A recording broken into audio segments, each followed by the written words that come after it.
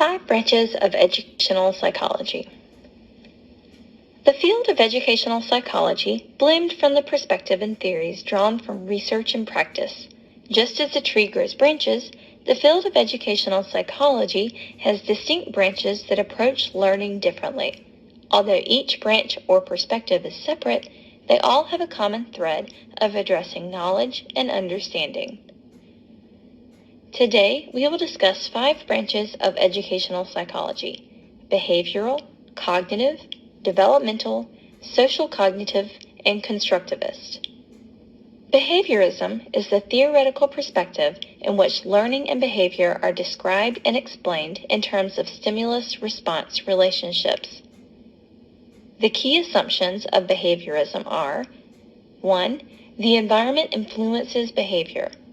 Behaviorists believe that people's behaviors are a result of their interaction with the environment. Specifically, people become conditioned or molded to respond in certain ways based on responses like feedback, praise, and rewards. Learning is described through stimuli and responses. Behaviorists focus on observable events rather than events that occur inside a person's head, such as thoughts, feelings, and beliefs. Assumption number 3, learning must involve a behavioral change. Theorists believe that learning has not occurred unless an observable change in behavior is observed. Assumption 4, learning must occur when stimulus and response occur close together in time. Learners must associate their response with a stimulus, and in order for that to occur, the two must happen in conjunction with each other, or in other words, be contiguous. And finally, animals and humans learn in similar ways. Behaviorists, unlike many other theorists, perform their experiments using animals because they believe the study of animals could explain human learning behavior. The major behaviorists you should be familiar with include John Watson, known as the father of behaviorism, Ivan Pavlov, best known for classical conditioning, B.F. Skinner, known for operant conditioning, and Edward Thorndike, known for the law of effect. The next perspective of educational psychology is the cognitive perspective. Cognitive psychology is the theoretical perspective that focuses on learning based on how people perceive, remember, think, speak, and problem solve. The cognitive perspective differs from the behaviorist perspective in 2 distinct ways. First, cognitive psychology acknowledges the existence of internal mental states, disregarded by behaviorists. Examples of these states are belief, desire, ideas, motivation, so non-observable states. And second, cognitive psychologists claim memory structures determine how information is perceived, processed, stored, retrieved, and forgotten. Cognitive psychology encompasses perception, categorization, memory, knowledge representation, language, and thinking processes.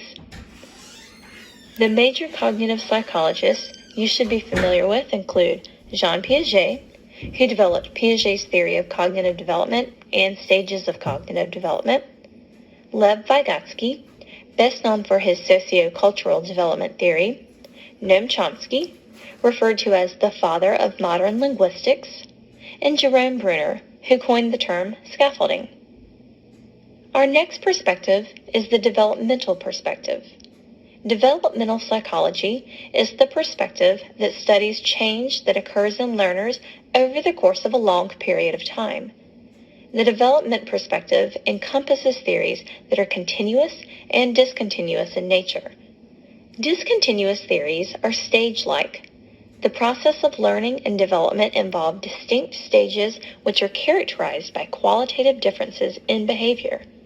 Theorists who posit discontinuous theories propose a specific beginning and end period for each stage. Continuous theories, in contrast, explain that learning and development occur in incremental processes. Learning involves gradual and ongoing changes throughout the lifespan. The major developmental theorists you should be familiar with include some of the theorists we have discussed, such as Piaget, but also include Erik Erikson, who proposed the stages of psychosocial development, Lawrence Kohlberg, best known for his stages of moral development, and James Marcia, known for the theory of identity achievement. Our fourth perspective is the social cognitive perspective. Social cognitive psychology is the perspective in which learning by observing others is the focus of study. Key assumptions of social cognitive perspective are, first, that learning occurs through observation. Social cognitivists believe learning can occur by simply observing the behavior of others.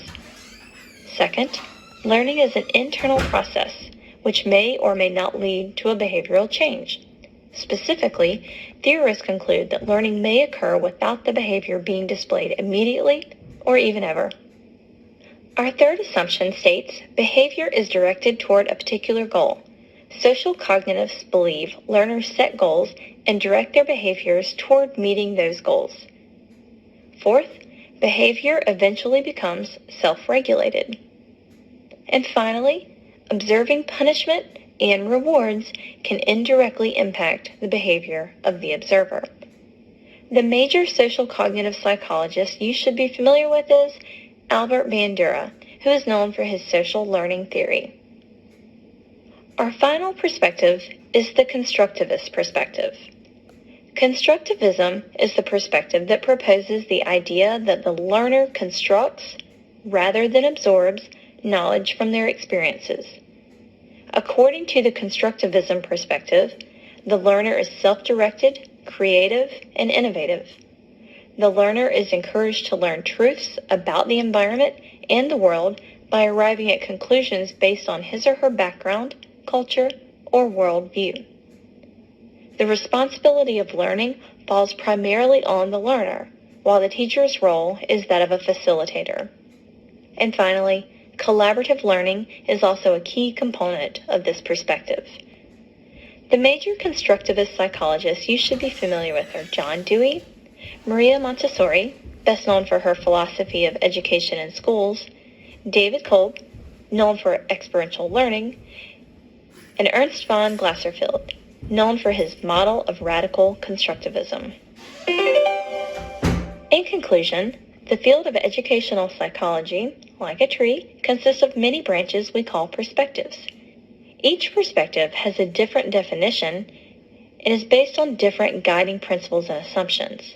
But all perspectives look at how people learn, retain, and use knowledge.